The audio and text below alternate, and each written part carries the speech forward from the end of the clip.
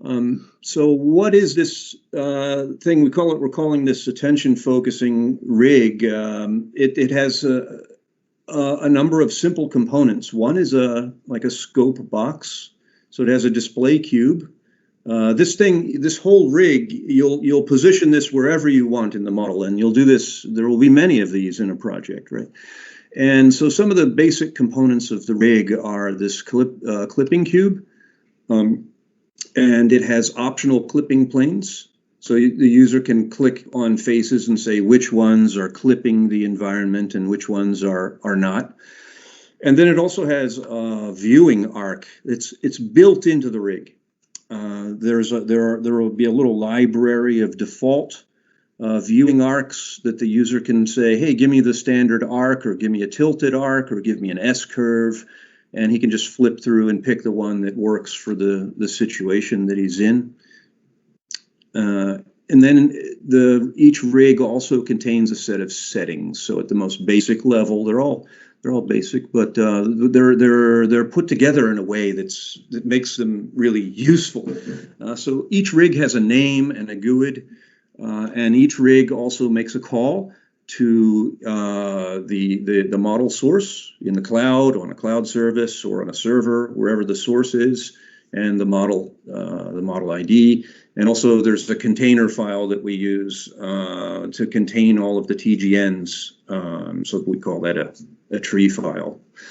So the TRE file, it makes it when you place a rig, you're placing it into a TRE file. So it knows that you're doing that and which file it is.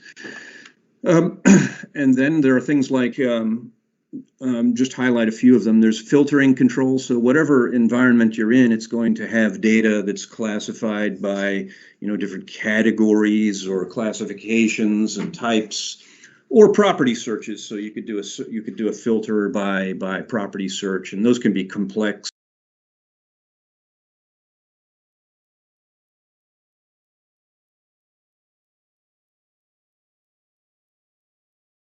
Whatever the filtering capabilities are in the source models, we just respect those, and we allow you to build your search criteria or your filter set with the controls that you have, and then store that by name, and then that's stored in the rig. The same thing applies to styles, so graphical styles. Each application, the graphical style capabilities that are available in Omniverse are as good as you can get anywhere, right? But some applications, can't do that. Certainly not on, when you're trying to view these in real time. So a TGN expression may have a different style mode depending on the environment where it's being viewed. But the preferred style preferred by the author is stored in the rig. And so when you share the rig with somebody, he's going to see it in that style if that style is available. Okay, the same thing can apply to model motions. So things that you view when viewing the rig can be in motion. There are different types of motions. You could be looking at exploded views, so things could explode or implode as you move along the viewing arc. Assembly sequence can be described with this as well. And anywhere you're looking at this thing along this path, which again you'll see in the demo video, you can add a whole different types of additional graphics. So extra graphics can be added to these rigs, and they're stored in the rig, and they're expressed when you view them.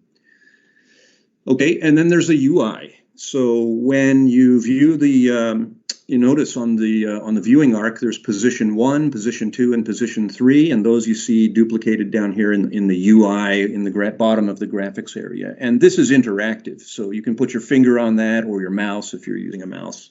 If you don't have a touch screen, right? And you drag your finger across this UI, and it's moving your viewing camera along the view arc of the rig. Different things can happen along that timeline, including the setting of any of these controls, right? So as you create a rig, you position it in the model where you want, and then you set the settings the way you want, And then you play around with it, and as you're moving back and forth, as you look at it, you can say, oh, you know what, it would be nice if right here at this point we'll change the graphical style, right? So it'll transition to another style there, or maybe a little bit further along, we want different filtering now, right? And so on and so on. And we want certain extra graphics to appear here and some more over there and so on. So it's progressive display.